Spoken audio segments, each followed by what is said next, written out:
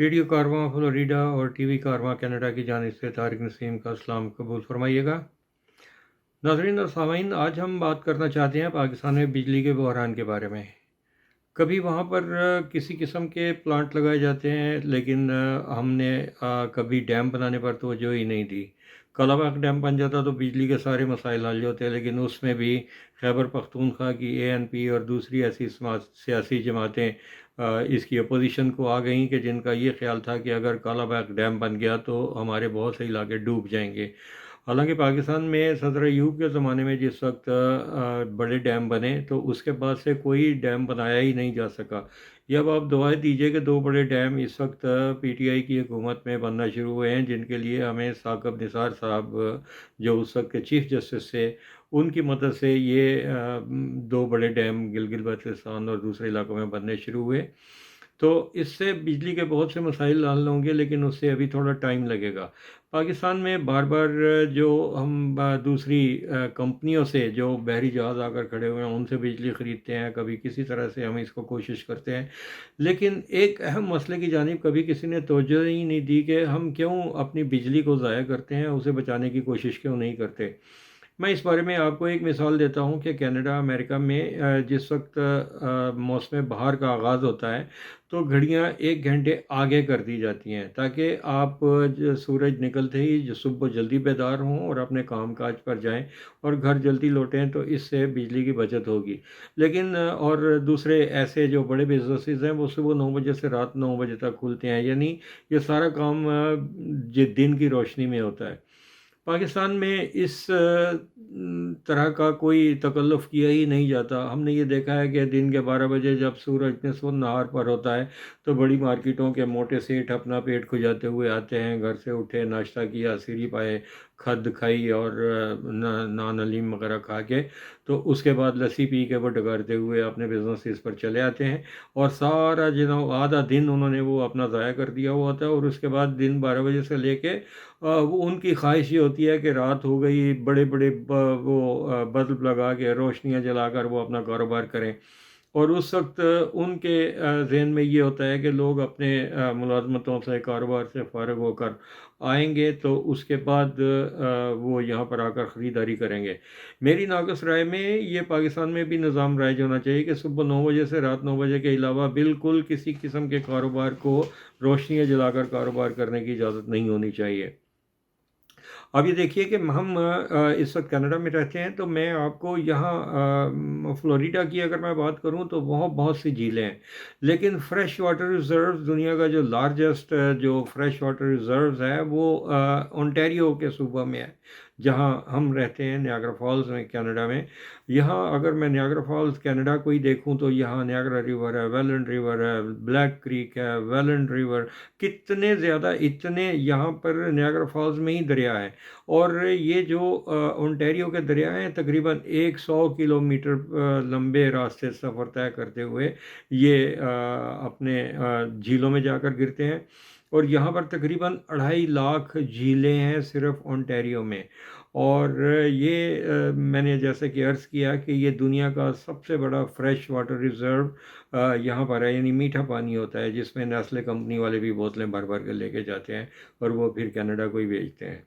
ये अलग स्टोरी है, ये उसके बारे में हम किसी रोज़ बाद में बात करेंगे। लेकिन फ्रेश वाटर रिजर्व्स और ये बिजली का क्या ताल्लुक़ है कि यहाँ जो नियाग्रा में पावर जनरेशन प्लांट है वो यहाँ पर बिजली बनाता है, और अमेरिकन साइड पर जो नियाग्रा फॉल्स है वहाँ उनका जनरेशन प्लांट है, वो वहाँ से बिजली बनाते हैं। तो ये पानी से, ये पानी बिजली बनाने का जो रविश है ये बड़ी पुरानी है, यहाँ 100 साल कदीम प्लांट लगे हुए हैं, इनसे बिजली बनाई जाती है। पाकिस्तान में मुझे मालूम नहीं कि ये इस तरह से बिजली क्यों नहीं बनाई जाती। मैंने एबटाबाद और इस तरह से दमतोड़ का इलाका था, वहाँ पर सयाहत के दौरान मैंने ये देखा कि जो पानी गिरता था उससे उन्होंने पंचक्की लगाकर आटा वगैरह पीसने, गंदम पीसे आटा बनाने का वो काम वहाँ पर करते थे। शायद खैबर पख्तूनख्वा में ये रविश है कि वहाँ छोटे छोटे जो दरिया या इस तरह से आबशारें छोटी मोटी गिरती हैं, पानी जाकर दरियाओं में, नालों में गिरता है, वहाँ से वो पावर जनरेट करते हैं। یہ پانی کے ذریعے سے جتنی پاور جنریٹ ہو سکتی ہے اس کے اوپر کبھی توجہ نہیں دی گئی. یہاں کینیڈا میں اگر دیکھیں تو یہاں دیہی علاقوں کی طرف اگر آپ چلے جائیں تو وہاں بڑی بڑی پن چکیاں لگی ہوئی ہیں، یعنی وہ جو بڑے بڑے پنکھے جیسے کہ آپ نے ہالینڈ کے علاقوں میں دیکھے ہوں گے، وہ جب گھومتے ہیں ہوا کے زور پر تو اس سے بجلی پیدا ہوتی ہے. اور یہ دیہات جو کینیڈا میں جہاں پر 16 نیوکلیئر پلانٹ ہیں، اور یہ بروس پاور پلانٹ دنیا کا سب سے بڑا نیوکلیئر جنریشن پلانٹ ہے کہ جس سے بجلی بہت زیادہ پیدا ہوتی ہے. 14,000 میگا وائٹ تو صرف ہمیں انٹاریو کو ہی مل رہی ہے. لیکن آپ اندازہ کریں کہ اس کے باوجود بجائے اس کے کہ وہ نیوکلیئر یا کول پلانٹ کے اوپر انحصار کریں، بجلی پیدا کرنے کے لیے ان علاقوں نے اپنی پن چکیاں، وہ پن بجلی کے جو وہ بڑے بڑے لگائے ہوئے ہیں پاور پلانٹ، اور اس سے وہ جس وقت ہوا کے زور سے وہ چلتے ہیں تو اس سے بجلی پیدا ہوتی ہے. نہ صرف یہ کہ وہ سارا گاؤں اس سے مفت بجلی لیتا ہے، بلکہ وہ اضافی بجلی انٹیریو پاور کو بیچ دیتے ہیں. تو اس طرح سے وہ ساری اس کی آمدنی جو ہے وہ ان گھروں میں تقسیم ہو جاتی ہے. اور یہاں پر جتنی بجلی ہونے کے باوجود سولر پینل کا استعمال جو ہے وہ بڑھتا چلا جا رہا ہے. یہاں نیاگرا میں جس وقت میں یہاں پر لوکل میڈیا میں تھا تو میں ایک انرجی کی کانفرنس کو اٹینڈ کر رہا تھا. وہاں سولر پینل کے بارے میں ایک انجینئر صاحب سے بات ہو رہی تھی. میں نے ان سے پاکستان میں انرجی کے معاملات پر اور یہ بجلی کے بارے میں جو وہاں پر مشکلات ہیں ان کے بارے میں بات کی. تو انہوں نے بڑی حیرت سے یہ کہا کہ پاکستان کے 365 میں سے 280 دن جو ہیں وہ سورج کی روشنی وہاں ہوتی ہے اور دھوپ نکلتی ہے. لیکن انہیں بھی اس بات پر حیرت تھی کہ دنیا حیران ہے کہ یہ تیل سے اور دوسرے طرح سے بجلی پیدا کرنے کی بجائے آپ سولر پینل پلانٹ جو ہے وہ کیوں نہیں بناتے اور اس سے وہ پینل لگائیں اور اس سے بجلی پیدا کریں. میں نے کہا ہو سکتا ہے اس میں لوگ یہ کہتے ہیں، میں نے بھی ایک بار اس تجویز کو دیا تھا اور لوگوں نے یہ کہا کہ جی اس کی بیٹری بڑی مہنگی ہوتی ہے. انہوں نے کہا کہ وہ بیٹری از خود چارج ہو جاتی ہے، کہ جیسے آپ کے فون کی بیٹری آپ چارج کر سکتے ہیں اسی طرح سے سولر پینل کی بیٹریاں جو ہیں وہ بھی چارج ہوتی ہیں. یہاں بہت سے ایسے ہیں کہ ٹریفک کے سگنل جو ہیں وہ ان کے ساتھ ایک چھوٹا سا وہ پینل لگا ہوا ہے، اور بڑی وہ فخر کے ساتھ انہوں نے اس کے ساتھ ایک چھوٹا سا بورڈ لگایا ہوا ہوتا ہے جس کے اوپر لکھا ہوتا ہے آف دی گریڈ، کہ یہاں ہم گرڈ سے بجلی نہیں لے رہے، بلکہ یہ جو یہاں بجلی چل رہی ہے اس ٹریفک لائٹ کی یا کوئی دوسرے ایسے سگنل ہیں یا سائن بل بورڈ لگے ہوئے ہیں ان کے اوپر ساتھ میں یہ ایک چھوٹا سا بورڈ بڑے فخری انداز میں نمایاں کر کے لگایا جاتا ہے کہ ہم آف دی گریڈ ہیں، یعنی یہ پینل سے سولر پینل سے بجلی یہاں پر لی جا رہی ہے. پاکستان میں آئی ڈونٹ نو کہ یہ ساری جو ٹیکنالوجی ہے وہ استعمال کیوں نہیں کی جاتی.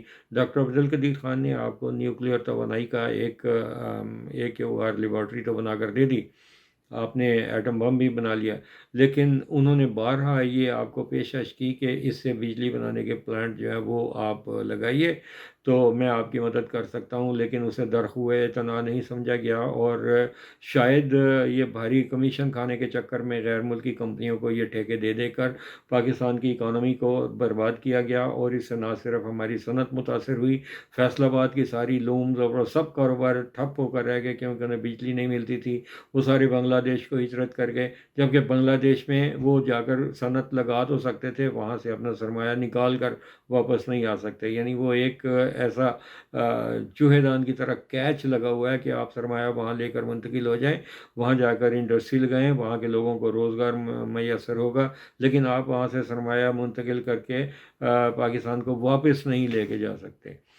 اب ماشاءاللہ پاکستان میں آپ یہ دیکھیے کہ فیصل آباد کی صنعت نے دوبارہ کام شروع کیا ہے، وہاں صنعت کا پہیہ گھومنے لگا ہے، لوگوں کو روزگار ملنے لگا ہے، اور اس طرح سے بہت سے دوسرے پاکستان کے شہروں میں صنعت نے ترقی کی ہے، اور وہاں پر صنعتی پلانٹ جو ہیں وہ انہوں نے کام شروع کر دیا ہے. لیکن بجلی کا اور توانائی کا مسئلہ جوں کا توں ہے، اسے اس وقت تک آپ حل نہیں کر سکتے جب تک کہ آپ خود انحصاری نہیں کرتے.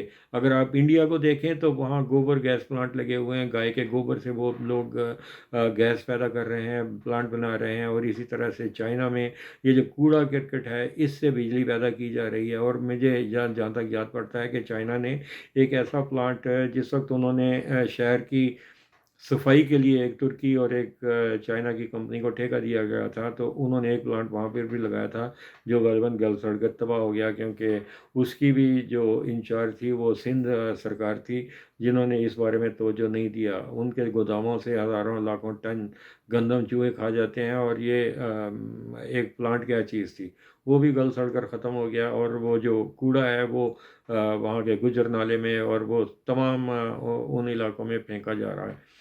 اگر آپ سارے شہر کا کوڑا اکٹھا کر کے ایک پلانٹ لگائیں اور اس میں وہ کوڑا جلے گا بھی، وہ کوڑا تلف بھی ہوگا اور شہر کی صفائی بھی ہوگی، اور اس سے بجلی پیدا ہوگی جس سے صنعتوں کو بجلی ملے گی، لوگوں کو روزگار ملے گا، لیکن اس بارے میں کبھی توجہ دینے کی کوشش ہی نہیں کی گئی۔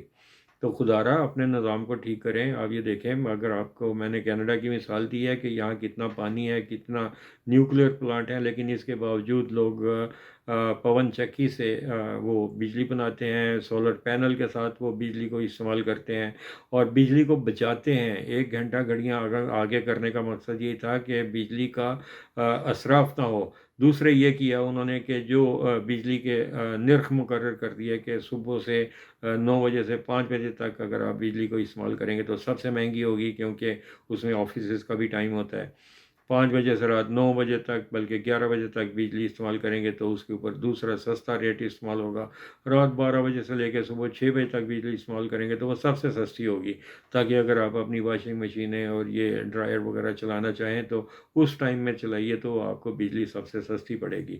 پاکستان میں بھی کچھ ایسا نظام ہے، لیکن اس کے اوپر بھی لوگ جکت بازی کرتے ہیں کہ لو جی یہ اتنے بجے سے اتنے بجے تک بجلی کا یہ ریٹ ہوگا، اتنے یونٹ آپ استعمال کریں تو بجلی سستی ہے۔ دنیا میں کہاں نظام ہے؟ یہ دنیا میں نظام ہے، شاید آپ کو پتہ نہیں ہے۔ جب آپ بات کرتے ہوئے ہیں تو نہ آپ سوچتے ہیں نہ آپ پڑھتے ہیں۔ حسین حقانی ایک مرتبہ یہاں ٹورنٹو میں آئے تھے تو انہوں نے یہ آ کر کہا تھا کہ پاکستان کے صحافی لکھے ہیں، پڑھے نہیں ہیں، یعنی وہ پڑھتے نہیں ہیں، صرف لکھتے ہی ہیں۔ تو اسی طرح سے میں نے بہت سے ایسے نامور صحافیوں کی یہ پوسٹ فیس بک پہ بھی دیکھی کہ جی دنیا میں کہاں ایسا نظام ہے کہ یہ اتنے یونٹ استعمال کرو تو بجلی سستی ہوگی، اس سے زیادہ استعمال کرو تو اس سے مہنگی ہوگی، اس سے زیادہ یونٹ استعمال کریں تو اس سے بھی مہنگی ہوگی۔ جی ہاں جناب، یہ دنیا میں ایسا نظام ہے۔ یہ آپ کو بجلی کے زیادہ استعمال سے اور اسراف سے روکنے کے لیے ایک یہ کوشش ہے۔ تو شاید کہ دل میں اتر جائے میری بات، اگر قبول وقت زہ عز و شرف اگر آپ ان باتوں کے اوپر غور کریں، پاکستان میں بجلی کو بچائیں اور متبادل ذرائع کو تلاش کریں تو پاکستان میں بجلی کا نظام بہتر ہوگا اور صنعتیں چلے گی، گھر میں بھی بجلی سستی ملے گی۔ آج تک کے لیے اتنا ہی۔ طارق نسیم کو اجازت دیجیے، پھر کسی دوسری مجلس میں ملاقات ہوگی۔ ہمارا آپ کا اللہ حافظ۔ پاکستان زندہ باد۔